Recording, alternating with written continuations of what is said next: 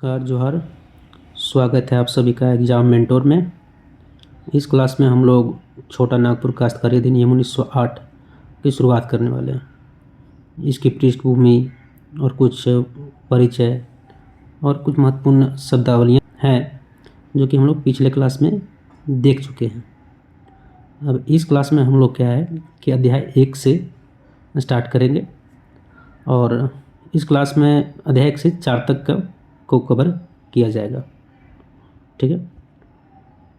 और अध्याय 1 की धारा 3 में विभिन्न शब्दों की परिभाषाएं दी गई है। उसको हम लोग नहीं पढ़ेंगे इस क्लास में, क्योंकि ये इसके पहले वाले क्लास में ऑलरेडी कवर किया जा चुका है। तो अगर आप लोगों ने पहला क्लास नहीं देखा है तो पहले वो जाकर देख लें, उसके बाद इस क्लास को लेना प्रारंभ करें। तो चलिए शुरू करते हैं। आज हमारे पास छोटा नागपुर काश्तकारी अधिनियम 1908 पर कुछ स्रोत हैं। ये स्लाइड्स की तरह हैं जो खास तौर पर जेपीएससी पीटी परीक्षा के लिए बनाई गई हैं। पर ये कानून सिर्फ नियमों की एक किताब नहीं था, बल्कि एक उबलते हुए संघर्ष को शांत करने की कोशिश थी। हाँ, और वो संघर्ष कोई छोटा मोटा नहीं था। उसकी जड़ें बहुत बहुत गहरी थी। दशकों का शोषण, विद्रोह, और जिसकी सबसे बड़ी परिणति थी बिरसा आंदोलन। बिल्कुल। ये अधिनियम उसी आग की राख से निकला एक दस्तावेज है जो जमीन पर शक्ति के समीकरण को हमेशा के लिए बदलने वाला था। तो आज हमारा मिशन इन स्लाइड्स के जरिए सिर्फ धाराओं को रटना नहीं होगा, बल्कि ये समझना है कि ये कानून उस संघर्ष को कैसे सुलझाने की कोशिश करता है। हाँ, कहानी को समझना जरूरी है। तो चलिए इस कहानी की शुरुआत करते हैं इसके जन्म से। ये कानून कब और कहाँ लागू हुआ? स्रोत के अनुसार तारीख थी 11 नवंबर 1908। ये तारीख अपने आप में बहुत कुछ कहती है। कैसे? देखिए, बिरसा आंदोलन के कुछ ही साल बाद अंग्रेजी हुकूमत को यह एहसास हो गया था कि सिर्फ ताकत से इस क्षेत्र को शांत नहीं रखा जा सकता। उन्हें कोई स्थायी समाधान चाहिए था। हाँ, भूमि अधिकारों को लेकर एक ठोस कानूनी ढांचा बनाना ही होगा, ये वो समझ चुके थे। और इसका दायरा भी काफी बड़ा था। स्रोत बताते हैं कि ये उत्तरी छोटा नागपुर, दक्षिणी छोटा नागपुर, पलामू और कोल्हान प्रमंडल में लागू हुआ। लेकिन एक बात मुझे हमेशा थोड़ी चौंकाती है, इसमें शहरी इलाके भी शामिल थे। मतलब नगरपालिका, नगर निगम, छावनी बोर्ड। आमतौर पर तो ऐसे काश्तकारी कानून ग्रामीण इलाकों के लिए होते हैं, ऐसा क्यों? ये बहुत अच्छा सवाल है, और ये उस समय की ब्रिटिश सोच को दिखाता है। अच्छा। वो सिर्फ खेतों के झगड़े नहीं सुलझा रहे थे, वो पूरे इलाके पर अपनी प्रशासनिक पकड़ मजबूत कर रहे थे, चाहे वो गांव हो या बढ़ता हुआ शहर। मतलब एक यूनिफॉर्म सिस्टम। बिल्कुल। उनकी नजर में भूमि भूमि थी, और वे हर जगह एक समान प्रशासनिक नियंत्रण चाहते थे। ये उनकी क्या कहते हैं, सेंट्रलाइज्ड शासन व्यवस्था का एक बड़ा उदाहरण है। तो कानून का दायरा तो समझ आ गया, पर सबसे बड़ा सवाल, ये कानून किसके लिए था? जमीन पर हजारों लोग थे, लेकिन कानून की नजर में सब एक जैसे नहीं थे, है ना? नहीं थे, बिल्कुल नहीं थे। और यहीं पर धारा 4 तस्वीर को साफ करती है। वो हमें काश्तकारों के अलग अलग वर्गों से मिलवाती है। हाँ, ये वर्गीकरण बहुत जरूरी था। बहुत जरूरी। इससे पहले जमींदार, किसान, मजदूर, सबके रिश्ते उलझे हुए थे। इस कानून ने पहली बार हर किसी को एक कानूनी पहचान दी। स्रोत में जो चार्ट है वो एक पिरामिड की तरह है। हाँ, कह सकते हैं। सबसे ऊपर है काश्तकार यानी टेनेंट, और उसके नीचे मुख्य रूप से 3 वर्ग हैं: भूधारक, रैयत और मुंडारी खुंडकट्टीदार। सही। और रैयत के भी अपने प्रकार है: अधिभोगी, अनधिभोगी और खुंडकट्टी अधिकार प्राप्त रैयत। और फिर एक दर रैयत भी है जो रैयत के नीचे काम करता है। ये तो परतों के अंदर परतें हैं। तो इन शब्दों के बीच का फर्क क्या है? स्रोत में धारा 5 और 6 इसे साफ करते हैं। एक है भूधारक और दूसरा है रैयत।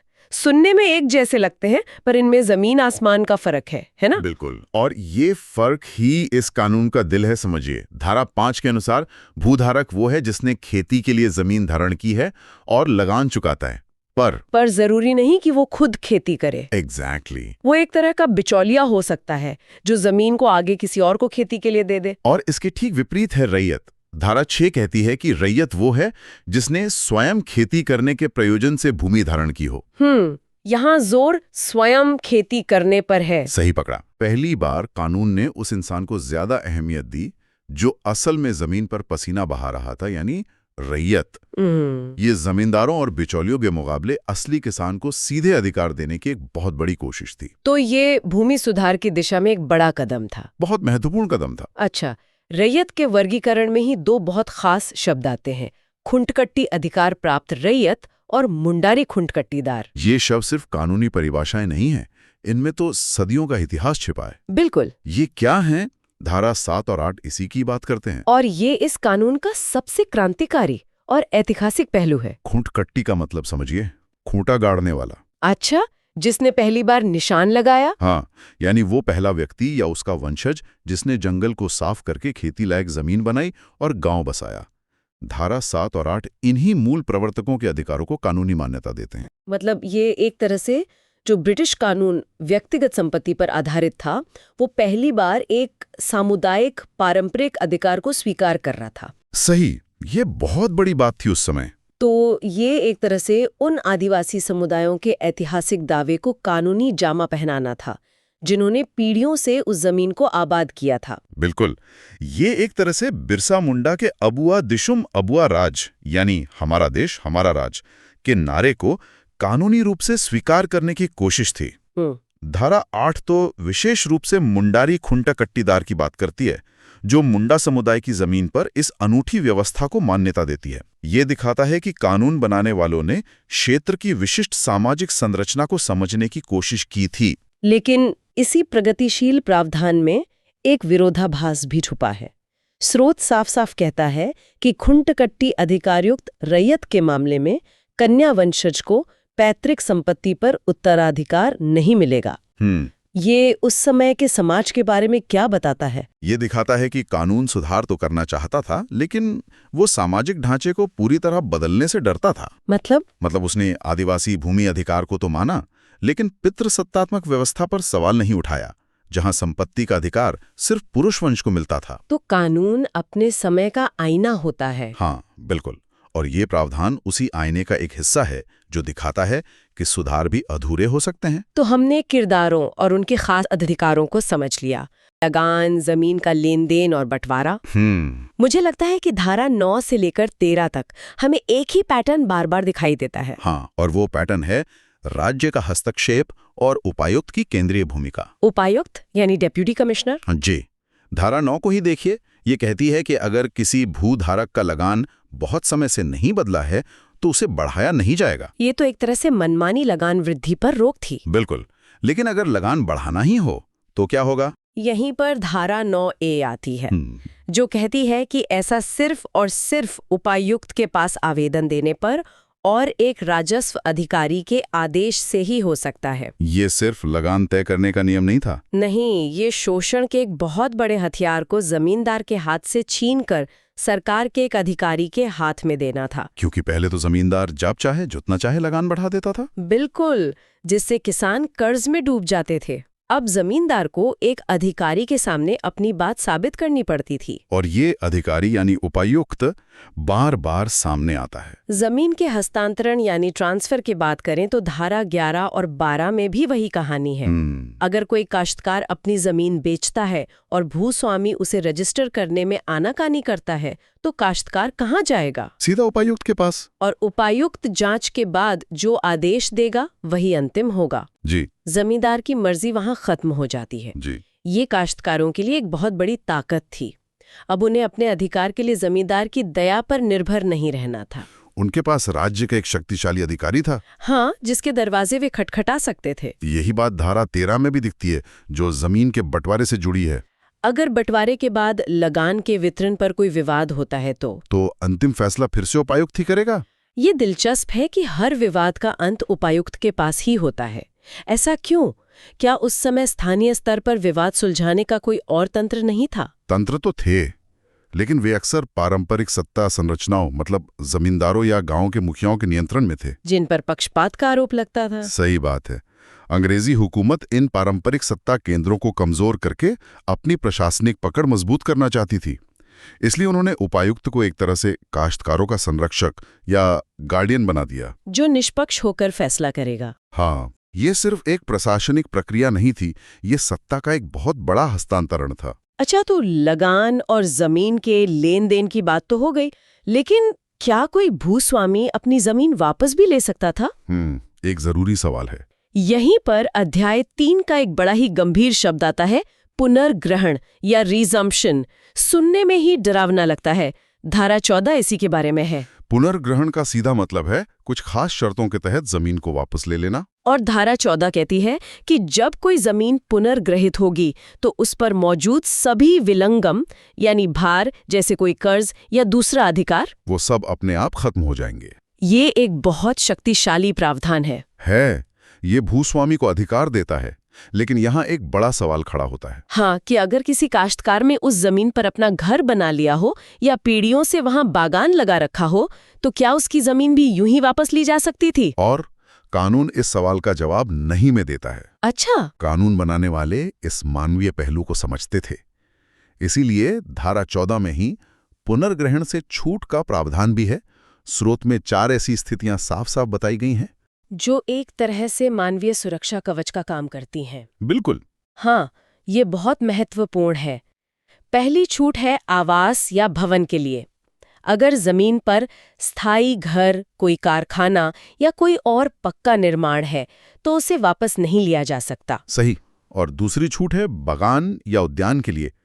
अगर स्थायी बागान, बगीचे, तालाब या नहर हैं तो वो जमीन भी सुरक्षित है। ये महत्वपूर्ण है क्योंकि ये लोगों को अपनी जमीन पर स्थायी निवेश करने के लिए प्रोत्साहित करता है ना? हाँ, अगर उन्हें डर होगा कि उनकी जमीन कभी भी वापस ली जा सकती है तो वे उस पर घर या बागान जैसा कोई स्थायी निर्माण क्यों करेंगे? ये प्रावधान उन्हें सुरक्षा का एहसास देता है। बिल्कुल। तीसरी छूट है धार्मिक स्थलों के लिए। पूजा की जगह, शमशान या कब्रिस्तान वाली भूमि का भी पुनर्ग्रहण नहीं हो सकता। और चौथी है खदान। अगर किसी सक्षम अधिकारी ने खदान के लिए अनुमति दी है तो वो जमीन भी इस नियम के दायरे से बाहर है। ये चारों छूटें दिखाती हैं कि कानून सिर्फ जमीन के एक टुकड़े को नहीं देख रहा था, बल्कि उस पर बसी हुई जिंदगी को देख रहा था। हाँ, उस पर बसे हुए जीवन, निवेश, आस्था और आर्थिक गतिविधियों को भी देख रहा था। घर, बागान, पूजा स्थल, ये सिर्फ निर्माण नहीं है, ये किसी समुदाय की पहचान और भविष्य का प्रतीक है। तो कानून इनकी रक्षा करके एक तरह का सामाजिक संतुलन बनाने की कोशिश कर रहा था। सही पकड़ा आपने। सोचिए, एक रैयत या किसान है जो सालों से, शायद पीढ़ियों से एक जमीन पर खेती कर रहा है, लेकिन वो जमीन उसकी नहीं है। तो क्या उसे कल सुबह यूं ही उसकी जमीन से बेदखल किया जा सकता है? क्या उसका भूस्वामी जब चाहे लगान बढ़ा सकता है? एक कानून ने इन सवालों के जवाब हमेशा के लिए बदल दिए हैं। आज हमारे पास जो स्रोत हैं वो हमें 1908 के इसी छोटा नागपुर काश्तकारी अधिनियम के सबसे जरूरी हिस्से यानी अध्याय 4 की यात्रा पर ले जाते हैं। हमारा मकसद सिर्फ कानूनी धाराओं को पढ़ना नहीं, बल्कि उस कानून की आत्मा को समझना है। ये जानना कि कैसे इसने जमीन जोतने वालों को एक मजबूत कानूनी पहचान और सुरक्षा दी। बिल्कुल। ये अध्याय अधिभोगी रैयत यानी ऑक्यूपेंसी रैयत के अधिकारों के बारे में है। और ये महज कुछ नियम नहीं है, ये एक सामाजिक और आर्थिक क्रांति का दस्तावेज है। ये रैयत और भूस्वामी के रिश्ते को एक तरफा शक्ति के खेल से निकालकर एक कानूनी संतुलन के दायरे में लाता है। चलिए इस ताले को खोलकर देखते हैं। तो सबसे पहले सबसे बड़ा सवाल, एक आम किसान जो किसी की जमीन पर खेती करता है, उसे ये खास दर्जा, ये अधिभोगी अधिकार मिलता कैसे है? क्या इसके लिए कोई शर्त है? यही से इस कानून का जादू शुरू होता है। कानून ने सबसे पहले उन लोगों को देखा जिनके पास पहले से ही किसी गांव की परंपरा या रिवाज के हिसाब से ये अधिकार थे। कानून ने कहा कि अगर आपके पास ये अधिकार हैं तो वो बने रहेंगे, उन्हें कोई नहीं छीन सकता। और दिलचस्प बात यह है कि कानून ने ये भी कहा कि अगर आपने 12 साल तक उस जमीन पर खेती नहीं भी की है, तब भी आपका वो पुराना अधिकार खत्म नहीं होगा। मतलब कानून नई व्यवस्था बनाने के साथ साथ पुरानी चली आ रही व्यवस्थाओं का भी सम्मान कर रहा था। ये तो बहुत बड़ी बात है। बहुत बड़ी बात। ये दिखाता है कि कानून जमीन पर आकर बनाया गया था, हवा में नहीं। लेकिन असली गेम चेंजर था बंदोबस्त रैयत का कॉन्सेप्ट। कानून ने एक सीधी सादी परिभाषा दी। कोई भी व्यक्ति जो किसी गांव की जमीन पर लगातार 12 साल तक रैयत के तौर पर काबिज रहा है, वो उस गांव का बंदोबस्त रैयत बन जाएगा। 12 साल, ये एक बहुत स्पेसिफिक समय सीमा है, ऐसा क्यों? ये 12 साल का नियम अपने आप में एक क्रांति थी। उस जमाने में जहां जमीन पर किसी का कब्जा रातों रात बदल सकता था, कानून ने पहली बार समय को अधिकार का आधार बनाया। इसने कहा कि अगर आपने एक पीढ़ी का लंबा हिस्सा जमीन से जुड़कर बिताया है, तो आपका हक सिर्फ एक किराएदार का नहीं, बल्कि उससे कहीं ज्यादा मजबूत है। ये रैयत को एक अस्थायी मजदूर से एक स्थायी हिस्सेदार में बदल रहा था।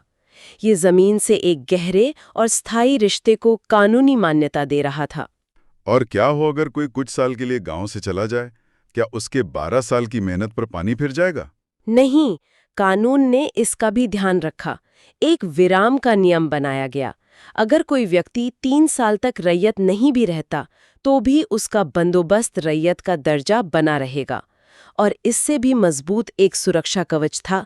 अगर किसी को जबरदस्ती बेदखल कर दिया गया हो और बाद में उसे कानूनन कब्जा वापस मिल जाए, तो भले ही वो 3 साल से ज्यादा बाहर रहा हो, उसकी गिनती टूटेगी नहीं। वो बंदोबस्त रैयत ही माना जाएगा। वाह, मतलब कानून ये सुनिश्चित कर रहा था कि अस्थायी रुकावटें या जोर जबरदस्ती किसी के सालों से बने अधिकारों को खत्म न कर सकें। बिल्कुल, कानून यहाँ व्यक्ति के पक्ष में, रैयत के पक्ष में खड़ा दिखाई देता है। अब यह एक और दिलचस्प पहलू आता है। हमारे स्रोत बताते हैं कि कानून ने कुछ खास वर्गों के लिए भी प्रावधान किए, जैसे भुयहरी और मुंडारी खुंटकट्टीदार। ये कौन लोग थे और इनके लिए क्या अलग था? यहाँ भुईहरी और मुंडारी खुंटकटीदार जैसे शब्द बहुत मायने रखते हैं। ये सिर्फ जमीन के प्रकार नहीं है, ये उन आदिवासी समुदायों की पहचान है जिन्होंने जंगलों को साफ करके सबसे पहले गांव बसाए थे। उनका जमीन से रिश्ता बाकी रैयतों से भी ज्यादा गहरा और ऐतिहासिक था। तो कानून ने इस ऐतिहासिक हक को पहचाना और कहा कि इन विशेष वर्गों को उनके परिवार की दूसरी जमीनों पर भी बंदोबस्त रैयत का दर्जा आसानी से मिल जाएगा अगर वे उसे 12 साल से धारण कर रहे हैं। यह स्थानीय सामाजिक संरचनाओं और परंपराओं को कानून में जगह देने की एक बेहतरीन मिसाल है। ठीक है, ये तो रैयत की बात हुई, लेकिन भूस्वामी का क्या? मान लीजिए कि एक भूस्वामी उसी जमीन को खरीद लेता है जिस पर किसी रैयत को अधिभोगी अधिकार मिले हुए हैं, तब क्या होगा? क्या वो अधिकार खत्म हो जाएगा? ये एक बहुत ही सूक्ष्म लेकिन महत्वपूर्ण कानूनी पॉइंट है। कानून कहता है कि ऐसा नहीं होगा। अगर कोई भूस्वामी ऐसी अधिभोगी जोत को खरीदता है, तो वो उसे एक स्थायी भूधारक के रूप में रखेगा, न कि एक रैयत के रूप में। इसे अधिकारों का विलय न होना कहते हैं। इसका मतलब है कि भूस्वामी और रैयत के अधिकार अलग अलग रहेंगे। भूस्वामी उस जमीन का मालिक बन सकता है, लेकिन वो उस जमीन से जुड़े रैयत के अधिकार को खत्म नहीं कर सकता।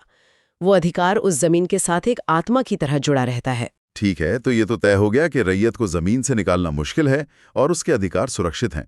लेकिन सवाल ये है कि वो अपनी जमीन पर कर क्या सकता है? क्या वो सिर्फ खेती करने के लिए बंधा है या उसे और भी आजादी है? यह इस कानून का सबसे व्यवहारिक और सशक्त करने वाला हिस्सा है। कानून ने रैयत को सिर्फ एक किसान के रूप में नहीं देखा, उसने उसे अपनी आजीविका चलाने वाला एक उद्यमी माना। कानून ने साफ कहा कि रैयत अपनी जमीन का इस्तेमाल खेती के अलावा कई और कामों के लिए कर सकता है। जैसे कि अपने घर के लिए ईंट और खपड़े बनाना, पीने के पानी या सिंचाई के लिए कुआं या तालाब खोदना, सिंचाई के लिए बांध बनाना, और यहाँ तक कि व्यापार करने या रहने के लिए भवन निर्माण करना। यह आर्थिक स्वतंत्रता की दिशा में एक बहुत बड़ा कदम था। यह रैयत को अपनी जरूरतों के लिए भूस्वामी पर निर्भर रहने से आजाद करता था। तालाब की बात दिलचस्प है। अगर रैयत तालाब खोदता है तो क्या उसके पानी और मछली पर सिर्फ उसी का हक होगा? यहाँ कानून एक संतुलन बनाता है। अगर रैयत उस जमीन का लगान देता है तो तालाब के उत्पादों में हिस्सेदारी होगी, लेकिन ये हिस्सेदारी बराबर की नहीं है। रैयत की मेहनत को ज्यादा महत्व दिया गया है। उसका हिस्सा होगा 11/20 यानी 55%, और भूस्वामी का हिस्सा होगा 9/20 यानी 45%। ये दिखाता है कि कानून संसाधनों के बंटवारे में भी न्याय करने की कोशिश कर रहा है। अच्छा, तालाब और कुएं की बात तो समझ आती है, लेकिन जमीन पर लगे पेड़ों का क्या? वो हमेशा से एक बड़ा मुद्दा रहा है। क्या पेड़ जमीन का हिस्सा माना जाएगा या उस पर भूस्वामी का हक होगा? ये बहुत पेचीदा सवाल है। हाँ, और कानून ने इस पेचीदगी को भी सुलझाया है। रैयत को अपनी जमीन पर पेड़ और बांस लगाने, उन्हें काटने और इस्तेमाल करने का पूरा अधिकार दिया गया है। यहाँ तक कि अगर उसकी जमीन पर पहले से कोई बांस लगा है, चाहे किसी ने भी लगाया हो, उसे काटने का हक भी रैयत का है। और लकड़ी और फलों के बंटवारे का क्या नियम था? यहाँ भी हिस्सेदारी का वही सिद्धांत लागू होता है, लेकिन थोड़ी अलग तरह से।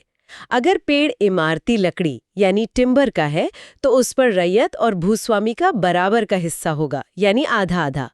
लेकिन अगर पेड़ फल, फूल या लाह जैसी चीजें देता है, तो उस पर तालाब वाला नियम लागू होगा।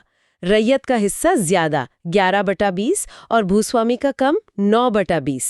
फिर से मेहनत करने वाले को प्राथमिकता दी गई है। ये सब सुनने में तो बहुत मजबूत अधिकार लगते हैं, पर सबसे बड़ा डर तो हमेशा बेदखली का होता है। क्या ये कानून इस डर से कोई वास्तविक सुरक्षा देता है? यही इस अध्याय का दिल है, बेदखली से सुरक्षा। कानून ने एक मजबूत ढाल खड़ी कर दी। उसने साफ कहा कि किसी भी अधिभोगी रैयत को उसकी जमीन से यूं ही नहीं निकाला जा सकता। उसे बेदखल करने के लिए भूस्वामी को अदालत जाना होगा और एक ठोस कानूनी कारण साबित करके वहां से आदेश यानी डिक्री लानी होगी। मनमाने ढंग से बेदखली पर पूरी तरह पाबंदी लगा दी गई। सुनने में तो ये बहुत मजबूत सुरक्षा लगती है, पर क्या उस दौर में एक आम अनपढ़ रैयत के लिए सच में ये मुमकिन था कि वो एक ताकतवर भूस्वामी को अदालत तक ले जाए? यही इस कानून की सबसे बड़ी चुनौती और सबसे बड़ी खूबी थी। कागज पर अधिकार देना एक बात है, पर उसे जमीन पर लागू करवाना बिल्कुल दूसरी। इसके लिए रैयत में जागरूकता और हिम्मत की जरूरत थी और एक निष्पक्ष न्याय व्यवस्था की पहुंच भी। तो हाँ, ये एक क्रांतिकारी कदम था, लेकिन ये कोई जादुई छड़ी नहीं थी। इसने लड़ाई को सड़क से उठाकर अदालत के दायरे में ला दिया, जहां कम से कम नियम और प्रक्रिया तो थी। ये शक्ति को भूस्वामी की इच्छा से हटाकर कानून के शासन के अधीन ले आया। और अगर रैयत की मृत्यु हो जाए तो उसके अधिकारों का क्या होता है? क्या वे खत्म हो जाते हैं? नहीं, बिल्कुल नहीं। कानून ने इन अधिकारों को व्यक्तिगत नहीं बल्कि वंशानुगत बनाया। अगर रैयत बिना कोई वसीयत लिखे मर जाता है, तो उसके अधिकार उसी तरह उसकी अगली पीढ़ी को मिलेंगे जैसे कोई और अचल संपत्ति मिलती है। और सिर्फ इतना ही नहीं, रैयत अपने जीवन काल में इन अधिकारों को बेच सकता है, दान कर सकता है या किसी और तरीके से ट्रांसफर भी कर सकता है। लेकिन इस ट्रांसफर को आधिकारिक कैसे बनाया जाएगा? भूस्वामी को कैसे पता चलेगा कि अब उसकी जमीन पर नया रैयत कौन है? इसके लिए एक प्रक्रिया तय की गई। हर बिक्री, दान या वसीयत का भूस्वामी के दफ्तर में रजिस्ट्रेशन करवाना अनिवार्य था। ये लेन देन को आधिकारिक बनाता था और एक रिकॉर्ड रखता था। इसके लिए एक मामूली सा शुल्क भी तय किया गया, जमीन के सालाना लगान का 5%, जिसकी एक न्यूनतम और अधिकतम सीमा थी ताकि ये किसी पर बोझ न बने। चलिए अब उस चीज पर आते हैं जो भूस्वामी और रैयत के रिश्ते में सबसे ज्यादा तनाव पैदा करती है, लगान। कानून लगान के बारे में क्या कहता है? कानून कहता है कि लगान उचित एवं साम्यक होना चाहिए। आज की भाषा में कहें तो फेयर एंड इक्विटेबल। ये शब्द बहुत महत्वपूर्ण है क्योंकि ये मनमानी पर रोक लगाते हैं। लगान न तो इतना ज्यादा हो सकता है कि रैयत की कमर तोड़ दे और न ही इतना कम कि भूस्वामी के अधिकारों का हनन हो। कानून यह भी मानकर चलता है कि जो लगान रैयत दे रहा है वो तब तक फेयर ही माना जाएगा जब तक कोई इसे अदालत में गलत साबित न कर दे। तो क्या भूस्वामी अपनी मर्जी से लगान बढ़ा सकता है? मान लीजिए फसल अच्छी हुई, तो क्या वो कह सकता है कि अगले महीने से 2 गुना लगान देना होगा? बिल्कुल नहीं। यही तो इस कानून का सार है। लगान बढ़ाने का अधिकार भूस्वामी से छीनकर एक सरकारी अधिकारी, उपायुक्त यानी डेप्यूटी कमिश्नर को दे दिया गया। भूस्वामी खुद से 1 रुपया भी नहीं बढ़ा सकता। उसे उपायुक्त के पास एक पूरी प्रक्रिया के तहत आवेदन देना होगा। और वो प्रक्रिया क्या थी? क्या वो पारदर्शी थी? पूरी तरह से। भूस्वामी आवेदन देगा जिसमें उसे लगान बढ़ाने के कारण बताने होंगे। फिर उस आवेदन की सूचना रैयत को दी जाएगी। उसे अपना पक्ष रखने का मौका मिलेगा। जरूरत पड़ने पर भूमि की माप और जांच होगी और फिर उपायुक्त दोनों पक्षों को सुनकर अपना अंतिम आदेश देंगे। ये पूरी प्रक्रिया प्राकृतिक न्याय के सिद्धांतों पर आधारित थी। और अगर उपायुक्त लगान बढ़ा भी दें और रैयत उसे चुकाने के हालत में ना हो, तब? कानून यहाँ भी रहमदिल है। अगर उपायुक्त को लगता है कि बढ़ी हुई रकम एक साथ देना रैयत के लिए मुश्किल होगा, तो वो 5 साल तक क्रमिक वृद्धि का आदेश दे सकते हैं। यानी लगान हर साल थोड़ा थोड़ा बढ़ेगा ताकि रैयत पर अचानक से बड़ा आर्थिक बोझ ना पड़े। सबसे दिलचस्प बात यह है कि ये कानून एक तरफा नहीं है। यह सिर्फ भूस्वामी को लगान बढ़ाने का अधिकार नहीं देता, जैसा कि हमारे स्रोत बताते हैं, बल्कि रैयत को लगान कम करवाने का भी हक देता है। ये अपने आप में एक बहुत बड़ा शक्ति संतुलन है। हाँ, और ये इस कानून को अपने समय से बहुत आगे का बनाता है।